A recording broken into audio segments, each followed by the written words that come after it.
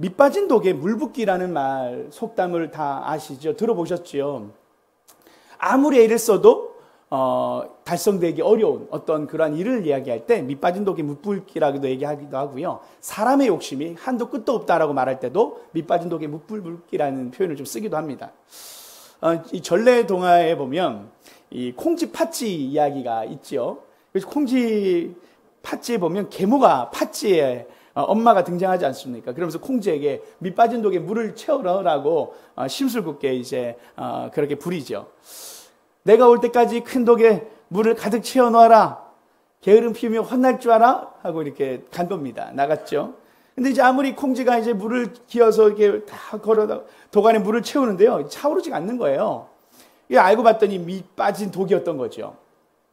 그래서 이 콩쥐가 지쳐가지고 주저앉고 말아버립니다. 그러면서 이제 눈물 흘리고 서러움 가운데 이렇게 눈물을 닦고 있을 때 두꺼비가 나타나는 거 아닙니까? 두꺼비가 나타나서 밑 빠진 독에 물 부어봐야 아무 소용없어 라고 얘기해 준 겁니다. 밑 빠진 독이란 걸 가르쳐 준 거죠. 독을 채울 수 없을 거야.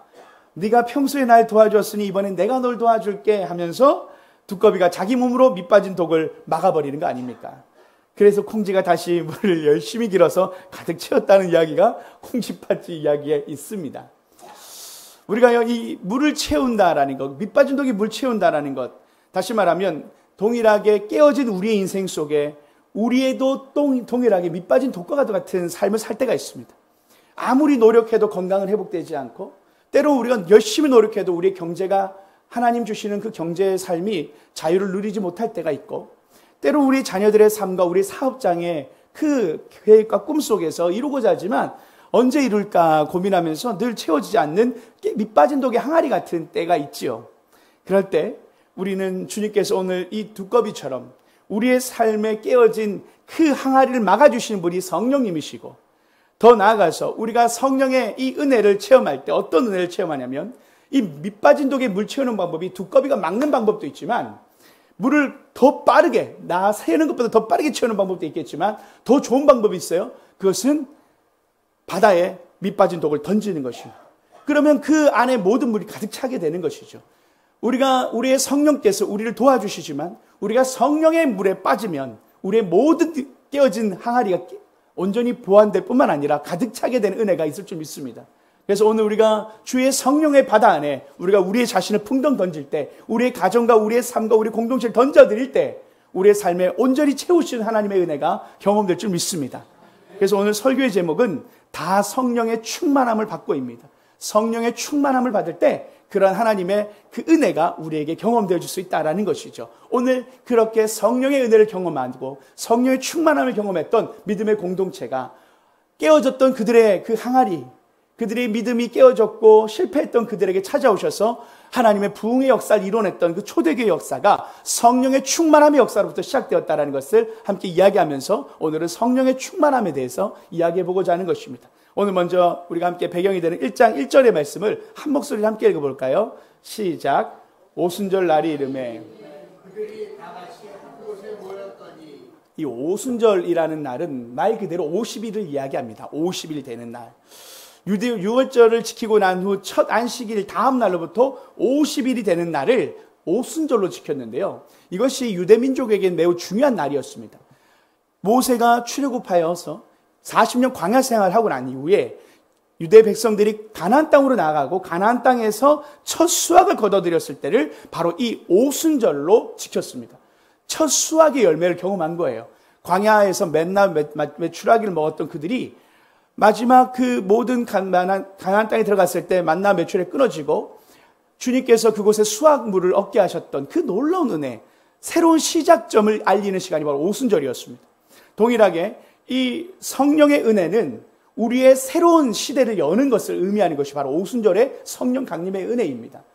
동일하게 오늘 우리의 삶 속에 성령의 충만함을 입을 때 새로운 삶이 시작되어지고 성령의 은혜를 경험할 때 우리의 삶에 새로운 전기를 마련하게 되는 놀라운 출발점이 된다는 것을 이 오순절이 의미하는 것입니다. 이 오순절은요, 유대 절기에 있어서 77절, 맥추절이라고도 오순절을 새롭게 세 가지 이름을 부르는니다. 맥추절, 77절이라고도 하는 거죠. 그런데 이게 오순절이라는 이름과 함께 3대 절기가 있는데, 유대교에는 3대 절기가 있는데, 이제 이건 시험 문제 잘 나옵니다. 뭐 성경고사 나가면 유대인들의 3대 절기는 무엇인가요? 라고도 나오는데 유월절, 장막절, 오순절 이 세 가지가 유대인의 3대 종교였습니다. 3대 절기였습니다. 그래서 이 3대 절기 때는 전국에 흩어져 있던 유대인들이 성전 예루살렘 향전을 향하여 순례를 떠났습니다. 그래서 1년에 3번은 꼭 예루살렘 성전에 왔어야 되는 것입니다. 제가 농담으로 얘기하는데, 우리 운정한소만교회 오신 우리 한소만교회 성도님들이 계세요. 오늘도 우리 권사님 집사님 오시는데, 1년에 3번 오셔야 됩니다. 우리 영상을 보고 계신 우리 권사님들, 집사님들, 우리 한소만교회에서 기도하시는 분들, 내가 1년에 원정 한소만교회 3번은 가서 내가 그 땅에 하나님의 기도를 심겠다. 그 마음으로 한 3번의 성지순례를 하듯이 오시면 좋겠습니다. 유대인들은요, 이렇게 3번의 성지순례처럼 예루살렘으로 항상 3번을 향했는데, 다시 말하면 오늘 이 오순절날 많은 사람들이 모였던 절기라는 것을 먼저 이야기하고 이후에 또한 설명할 것입니다. 그런데 이 오순절날에 성령의 강림이 일어납니다. 2절 말씀입니다. 2절 말씀을 함께 읽어볼까요? 시작. 호련히 그들이 앉은 온 집에 가득하며, 여기에 이 모인 많은 무리들은 바로 예수님의 사도들, 제자들과 함께 120명의 문도들, 성도들이 함께 마가의 다락방에 있었다라고 표현하기도 하고요. 그리고 이 장소가 마가의 다락방이냐 아니면 예루살렘 성전이냐라고 분분합니다. 왜냐하면 오늘 이들이 성령의 방언을 받고 난 뒤에 많은 사람들이 그들이 방언받은 걸 알게 되었거든요. 그러면서 그것이 마가의 다락방이면 알게 되기가 어려운 것처럼 좀 성전 쪽에서 그렇게 모였던 게 아니냐라는 표현도 있습니다. 중요한 것은 어쨌든 하나님의 백성들이 모여서 기도했다라는 것이고 그들의 모임 가운데 성령이 임재했다라는 것인데요. 근데 호련히 하늘로부터 급한 강한 바람 같은 소리가 있었다라고 하면서 성령을 바람으로 표시합니다. 다시 말하면 바람은 보이는 게 아니지 않습니까? 바람은 어떻게 합니까? 머릿결이 이렇게 휘날리는 거, 그리고 소리, 쉬 이러면 소리가 급한 강한 바람 같은 소리가 있었다는 거 아닙니까? 태풍 불 때 쉬 부는 것처럼 그런 어떤 바람의 어떤 그 청각적인 효과가 있었다는 것입니다. 그러면서 3절에도 보면 이렇게 나와요. 마치 불의 혀처럼 갈라지는 것들이 그들에게 보여 각 사람이 하나씩 임하였더니, 이번에는 조금 다릅니다. 청각적인 거였다면 이번에는 시각적인 불꽃처럼 불꽃이 갈라지는 그런 현상을 보게 되는 거예요. 불의 혀처럼 하면 이렇게 타오를 때 여러분 파란색 불꽃 이렇게 한 번씩 보지 않습니까? 그런 것처럼 맹렬히 타오르는 불꽃을 보게 된 것이죠. 그런 것처럼 이 강한 소리, 그리고 강한 바람, 그리고 불꽃 같은 현상의 눈 시각적으로 보이는 걸 통해서 시청각적으로 매우 정확하게 눈에 보이고 들을 수 있는 성령의 임재가 있었다는 것을 이야기합니다. 오순절 성령 강림의 역사는 눈에 보이는 것이었고 들리는 것이었습니다. 그래서 이것은 초자연적인 하나님의 이 오순절의 성령의 강림이 얼마나 참 장엄했는지 우리가 깨달을 수 있죠. 이스라엘 백성들에게 하나님의 임재를 상징할 때 보통 구름과 바람으로 임하셨었습니다. 그리고 불꽃으로 모세의 떨기나무 가운데 불꽃으로 임하셨던 하나님은 하나님의 임재들을 상징하는데, 하나님의 임재가 느껴지고 보이는 것, 저는 그것이 오늘 오순절에 있었던 놀라운 성령의 임재였는데요. 우리 예배가, 우리 운정한 소망교회가 예배 드릴 때 하나님의 성령의 은혜가, 하나님이 가득 찬 하나님의 임재의 역사가 우리 운정한 소망교회에 가득하기를 축복합니다. 우리가 예배 드릴 때마다 성령의 임재가 가득하고 우리가 하나님의 임재가 충만하게 느껴지고 깨달아지고 기도하고 찬양할 때마다 하나님이 주시는 은혜와 감동이 가득한 교회가 성령 충만한 교회로서의 모습이 우리가 꿈꾸는 교회가 되어야 할 좀 있습니다. 모이면 성령의 임재가 가득한 교회, 모이면 하나님의 그 성령의 임재가 충만한 교회, 그것이 초대교회가 가졌던 우리 하나님이 보이셨던 그림이었죠. 이때 이 성령의 충만함을 받는 말씀을 4절에서 이렇게 표현합니다. 그들이 다 성령의 충만함을 받고 성령이 말하게 하심을 따라 다른 언어들로 말하기 시작하니라. 성령의 충만함을 받았다고 말하는데 우리가 조금 이걸 정리하고 갈 필요가 있어요. 우리가 지난주에 제가 성령이 오셨네라는 말씀과 함께 성령에 대한 이야기를 먼저 했었습니다. 성령님은 인격적인 분이시다 얘기했었습니다. 지성과 감성과 의지를 가지신 분이시다라고 얘기했지요. 그러면서 이 성령님은 예수님을 믿고 죄사함을 받을 때 성령을 선물로 받는다고 하였습니다. 그러면 이 성령 충만과 성령의 이 하나님의 세례가 무슨 차이가 있느냐? 다시 말하면 성령 세례와 성령 충만은 다른 것입니다. 성령 세례는요, 우리가 예수를 믿으면 우리에게 주어지는 성령의 내주입니다. 제가 물을 이렇게 마시잖아요. 이것을 물을 안으로 마신다 해서 내주한다고 표현할 수 있고요. 성령의 충만은 이 물을요, 제 머리에 끼얹는 겁니다. 내 머리에서부터 쭉 발끝까지 흐르는 것을 성령 충만으로 표현할 수 있는데, 성령의 내주는 예수를 믿는 동시에 받게 되는 것이고, 성령 충만은 우리 그리스도인들이 하나님의 은혜를 구하면서 받아가야 되는 것이다 라고 표현합니다. 그런데 여기서 오늘 이 오순절날 임하셨던 성령 강림의 역사는 두 가지 다였습니다. 성령의 그 내주의 역사뿐만 아니라 성령의 충만의 역사가 함께 나타난 것입니다. 왜냐하면 성령의 임재가 시작되었던 그 성령 강림이었거든요. 그런 것처럼 오늘 이 모습은 특별한 시간이었는데, 먼저 우리가 이것을 하나님의 성령의 충만함을 우리가 받는 것을 사모하기 위해서 성령 충만에 대한 이야기를 조금 더 몇 가지를 더 하고자 합니다. 성령 충만한 것은요, 우리가 에베소서 5장 18절에 보면 이렇게 말씀합니다. 한 말씀을 같이 읽어볼까요? 시작. 술 취하지 말라. 이는 방탕한 것이니 오직 성령으로 충만함을 받으라. 성령은요, 충만을 받아야 된다라는 것으로 성경은 명령하고 있습니다. 성령은 받아도 되고 안 받아도 되는 것이 아니라 받아야 된다라는 것입니다. 그리스도인들은 성령의 내주를 경험하지만 내주로 끝내서는 안 된다라는 것입니다. 성령의 충만함을 받아야 된다라는 것을 성경은 말씀하고 있고, 그것이 명령이라는 것이죠. 받아도 되고 안 받아도 되는 게 아니고요, 받아야 되는 것입니다. 우리가 성령의 충만함을 받는 것은 성경적이고 하나님이 우리에게 기뻐하시는 거라는 것입니다. 여러분, 우리가 사랑하는 자녀들이 밥을 먹지 않습니까? 밥을 안 먹으면 속상하지 않습니까? 밥은 먹어야 되는 것입니다. 하나님의 은혜는, 하나님의 성령의 능력과 이 체험은 하나님이 우리 자녀들에게 주고 싶으신 선물이고, 우리가 누리기를 원하시는 하나님의 놀라운 선물이며 축복입니다. 그것이 오늘 하나님 우리에게 주시는 명령으로 나타나는 것이죠. 그러면서 이 성령의 충만함은요, 우리가 받고 싶다고 받을 수 있는 분이 아니라는 것입니다. 두 번째 특징은 이것은 수동적으로 겸손하게 구해야 하는 것입니다. 성령의 충만은 하나님이 주시는 선물이라는 것이죠. 그래서 성령님은 인간의 마음대로 좌지우지되는 분이 아니라는 것입니다. 제가 오늘 우리와 함께 오늘 성령 임재해 주십시오, 충만해 주십시오 할 때 그냥 어떤 무언가를 쇼를 보이기 위해서, 어떤 뭔가를 하기 위해서 임하는 분이 아니라는 것이죠. 그래서 어떤 분들이 이렇게 얘기합니다. 우리가 예배가 찬양을 우리가 드리면요, 어떤 분들이 이제 예배 사역을 하다 보면 콘서트처럼 드리려고 하는 분들도 계세요. 그런데 예배는 콘서트가 아니죠. 예배는 하나님의 성령의 임재가 있고 그곳에서 우리가 함께 예배 드리는 것인데, 누구에게 보이기 위해서 하는 그런 시간이 아니죠. 다시 말하면 예배 가운데 성령님의 그 임재를 우리가 마음대로 초청하거나 우리가 마음대로 오라고 가라고 할 수가 없다라는 것입니다. 겸손하게 예배의 자리로 나가기 전에 주여 오늘 우리 예배 가운데 임재해 주시옵소서, 주님의 성령의 임재를 간구합니다. 겸손하게 나아갈 때 성령께서 임하실 수 있다라는 것이죠. 오라면 오고 가라면 가는 분이 아니다라는 것이 두 번째 특징이고요. 그리고 세 번째가요, 이것은 일반적인 은혜입니다. 다시 말하면 어떤 목사님, 선교사님, 어떤 누구의 권사님, 장로님에게 임하시는 성령님이 아니고요, 충만이 아니고 모든 그리스도인들에게 허락되어지고 모든 그리스도인들이 성령의 충만을 받아야 되는 일반적인 하나님의 선물이라는 것입니다. 성령 충만은 모든 그리스도인들에게 주시는 하나님의 은혜고 모두가 받아야 되는 것입니다. 특별한 게 아닙니다. 일반적인 것이죠. 그래서 우리가 이것을 카톨릭과 우리의 차이점 속에 얘기할 때 사제가 있지 않습니까?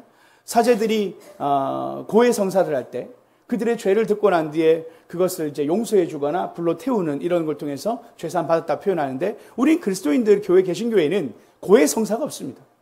모두가 성령 안에서 하나님께 나아갈 수 있는 은혜가 우리에게 주어진 성령의 임재는 모든 사람들을 만인 제사장으로 하나님의 성령이 우리를 그렇게 세우시는 것이죠. 그래서 우리는 하나님께 예배 드리러 나아갈 때도 우리가 하나님 앞에 기도하러 나갈 수도 있는 이유가 바로 성령이 우리 안에 함께 하시는 것이고, 우리 모두가 그 성령의 충만함을 경험하고 있기 때문인 것이죠. 여러분 모두가 하나님의 제사장들이고 왕 같은 제사장이라고 성경은 말하고 있다는 것입니다. 우리는 모두가 충만함을 받을 수 있다는 것이죠. 그러면서요, 이것이 성령의 충만을 받으라, 한 번으로 끝나는 게 아니라는 것입니다. 네 번째 특징은 성령의 충만은 반복적으로 받아야 된다는 것입니다.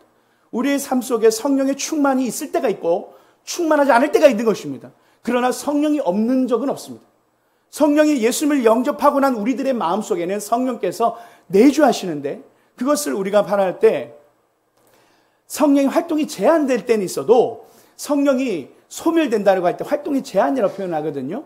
중요한 것은 우리가 성령의 충만한 은혜를 경험할 때는 말씀도 잘 보고 기도도 잘 되고 하는데, 때로는 우리가 성령 충만하지 않을 때는 이게 기도도 안 되고 설교 들으면 들리지도, 지금 안 들리는 분들 있죠.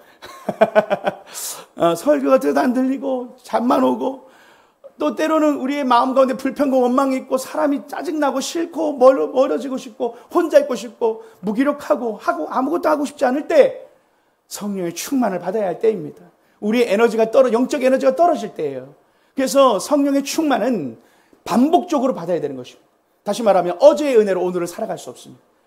믿음은 오늘의 은혜로 살아가는 것입니다.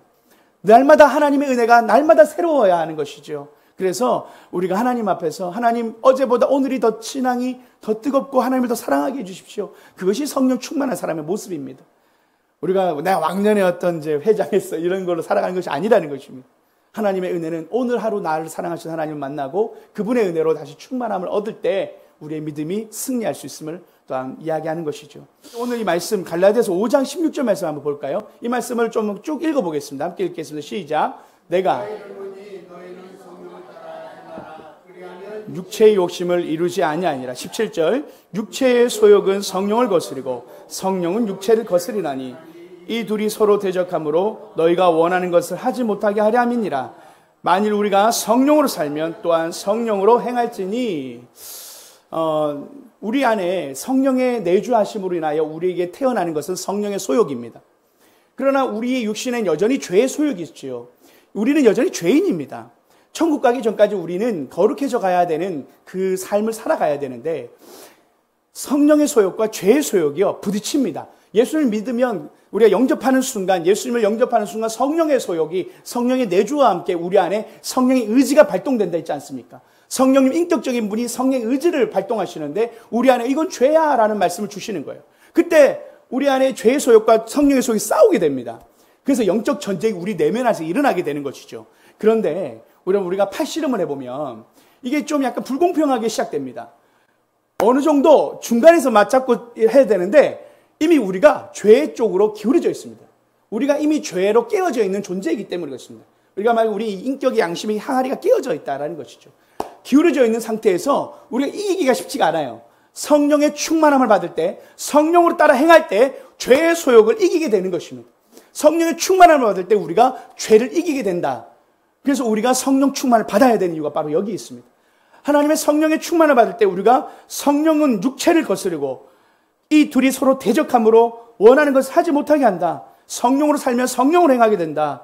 그렇게 너희 육체의 욕심을 성령의 욕심으로, 성령의 소욕으로 이겨내다. 그것이 바로 우리가 살아가는 영적인 삶이라는 것이죠. 특별히 이 성령의 충만한 은혜의 역사를 경험할 때 초대교회 가운데 나타났던 은혜가 하나 있어요. 4절 말씀입니다. 4절에 다시 후렴 부분인데 이렇게 나옵니다. 함께 읽어볼까요? 시작. 성령이 말하게 하심을 따라 다른 언어들로 말하기를 시작하니라. 우리가 이것을 다른 언어, 방언이라고 표현하지 않습니까? 방언의 은혜가 나타났었어요. 근데 방언의 은혜가 나타나는데 좀 특별한 방언입니다. 이것은 초대교회에 있었던 은혜의 역사예요. 어떻게 표현하냐면 각 나라의 언어들로 말하기 시작합니다.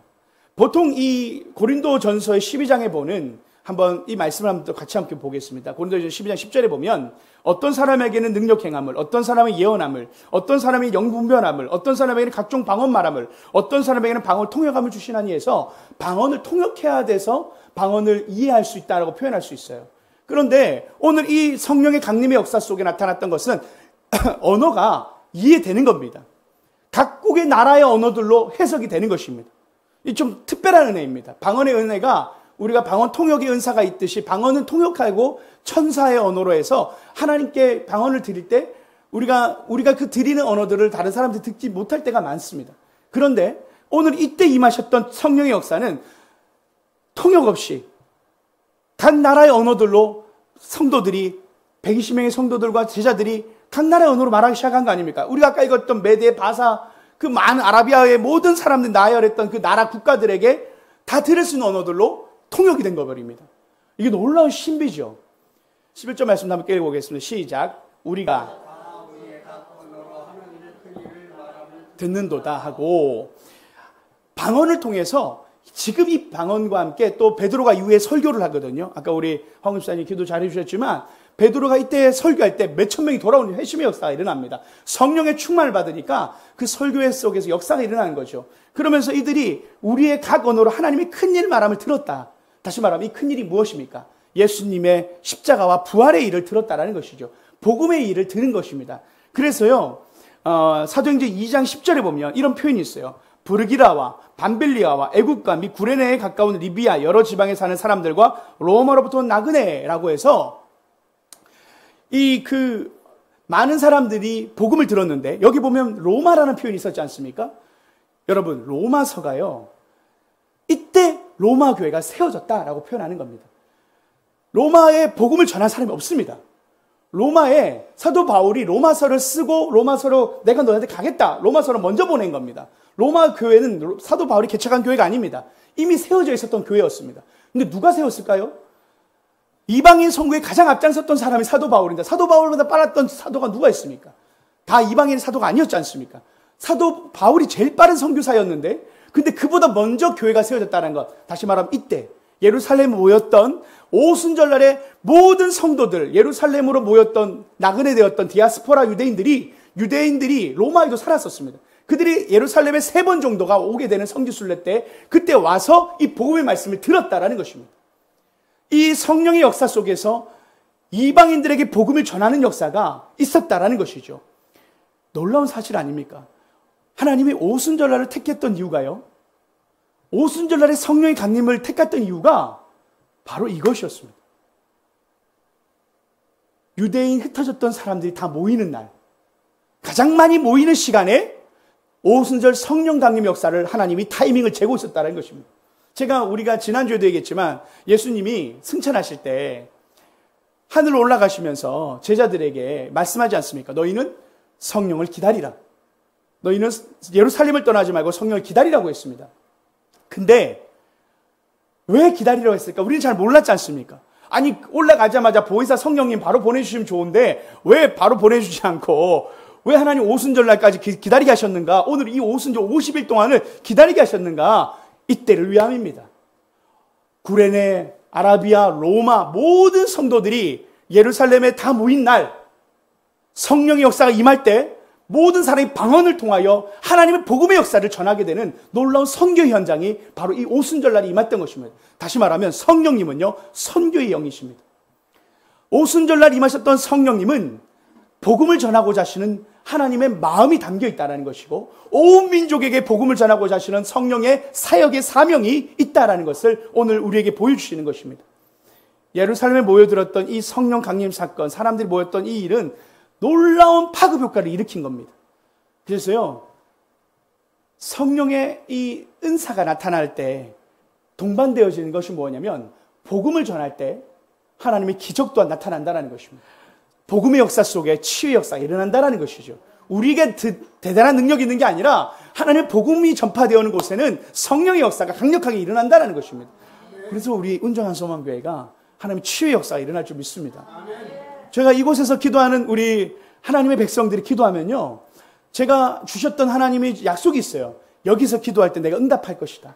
그리고 특별히 제가 운정한 소망교회를 돕고 함께 하시는 분들이 여기 왔을 때마다 그분들을 위해서, 그분들의 사업과 그분들의 인생을 위해서 기도해 드립니다. 자녀들을 기도해 드려요. 하나님, 이분들의 이 섬김과 수고 가운데 하나님 역사해 주십시오.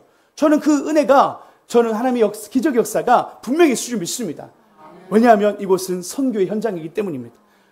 이곳이 지금은 비록 아직은 작고 미약해 보이지만 운정한 소망교회를 통해서 하나님의 복음이 전파되어질 것을 꿈꿔보는 것이죠.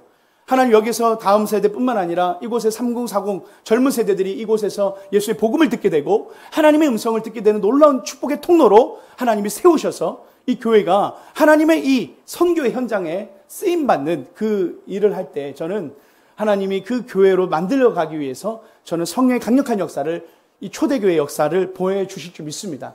그래서 오늘도 기도할 때 혹시 아픈 부위가 있거나 하면 얹고 기도하십시오. 그리고 죄송합니다. 이렇게 좀 약간 좀 이런 표현을 제가 잘 안 하는데 우리 한수방교회 성도들에게 기회를 좀 드리는데 와서 여기서 기도하십시오. 예배 가운데 기도할 때 치유의 역사가 일어날 줄 믿습니다. 여기 여러분 엉덩이 사역이라고 유임 목사님 얘기하셨는데요. 여러분 한 분 한 분이 와서 앉아있는 것만도 선교라고 맞습니다. 여러분 그렇게 함께 예배 드릴 때 힘이 나죠. 두세 사람 모인 곳에 내가 너희와 함께 하겠다. 그 하나님의 약속입니다. 여러분 또 오실 수 없지만 또 온라인에서 기도할 때 하나님의 역사가 함께 일어날 줄 믿습니다. 저는 하나님의 치유 역사가 또 오늘도 지금도 선교 현장 속에는 일어난다. 오늘 이 오순절에 임하셨던 성령 역사가 바로 그랬다라는 것을 이야기합니다. 여러분 오순절 성령 강림의 역사는 하나님의 약속이었고 하나님의 전략이었습니다. 온 민족에 복음을 전하고자 하는 하나님의 비전의 선포였습니다. 그것이 방언의 역사였던 것이죠. 예루살렘 교회뿐만 아니라 로마 교회가 세워지는 역사가 바로 이때 있었다는 것을 증언하는 것입니다. 특별히 제가 한 말씀만 예언 얘기하고 말씀을 마치려고 하는데요. 조나단 에드워즈라는 제가 이 분의 이 말씀을 제가 우리 딱 두 가정 있을 때, 황우익 집사님 가정 있을 때 제가 12월 달에 함께 나눴던 말씀의 예화였습니다. 근데 제가 이 예화를 다시 한번 오늘 우리 성도님들이 계실 때 한 번 더 해야 되겠다 생각했던 것은 오늘 이 오순절 성령 강림의 약속이 하나님 처음에 우리 가족들에게 주셨던 그 마음을 함께 나눌 필요가 있겠다 싶어서 제가 이 조나단 에드워즈 목사님의 있었던 이야기를 잠깐 이야기하고 말씀을 정리하고자 하는 것입니다. 1903년도에 이 조나단 에드워즈 목사님이 태어납니다. 1703년도에 10월에 태어나시는데요. 이분은 그 마틴 론스 존슨 목사님이라고 유명하신 분인데요. 그분이요. 이 조나단 에드워즈를 어떻게 표현하냐면 청교도들은 알프스 산에 비유하고 루터나 칼빈은 히말라야 산에 비유한다면 조나단 에드워즈야말로 에베레트 산에 비유하고 싶은 자이다라고 말할 정도로 조나단 에드워즈 목사님이 위대한 하나님의 복음 사역자였습니다. 그래서 이 조나단 에드워즈 목사님이 부흥의 세대를 만들었던 시기를 살았는데 그분이 1703년도 그때가 그 청교도들이 이주하고 난 뒤에 3대 4대를 겪으면서 믿음이 식어질 때였습니다. 그래서 아주 부패했던 신앙의 시대가 바로 이 조나단 에드워즈 목사님 시절이었다라고 표현합니다. 근데 그때 그 당시에 1678년도에 이것을 알고 안타까운 마음으로 메이더라는 분이 이렇게 표현해요. 자라나는 세대는 모두 회심하지 않는 멸망해 가는 불쌍한 세대다. 주께서 성령을 부어주시지 않으면 이들은 도무지 어찌할 수가 없다 하면서 이 세대가 얼마나 악하고 연약한지를 이 시대를 상징하는 표현으로 이렇게 표현한 것입니다. 그때 이 조나단 에드워즈 목사님이 기도하면서 1734년까지 총 35년에 걸쳐서 대각성 운동을 일으키는데 그때 조나단 에드워즈 목사님이 가장 유명했던 설교가 있어요. 그것은 제목이 이렇습니다. 진노하신 하나님의 장중에 있는 죄인들이라는 설교를 무서운 설교를 했습니다.